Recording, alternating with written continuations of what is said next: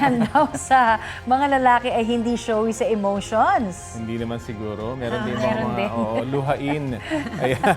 Pero ibahin nyo raw ang ating tampok ng mga ito, mga tito sa Bohol. Oo. Ito naman, umaapaw ba naman ang kilig sa love story ng kanilang pamangkin? Ba?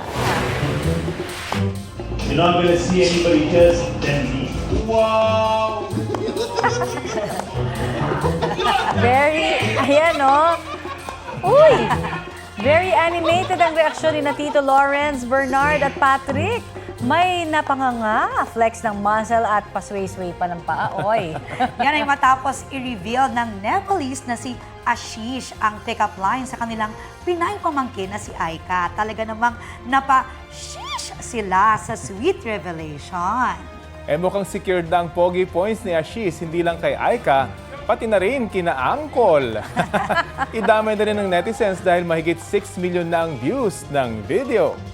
Trending! Akala mo, mga siga. Okay. Yung pala talagang kiligin. Baka matagalan na lang hinihintay. Oo na nga. magka-love life ang pamangkin. Why not, di ba? Basta ganyan naman ang pagmamahal. Correct.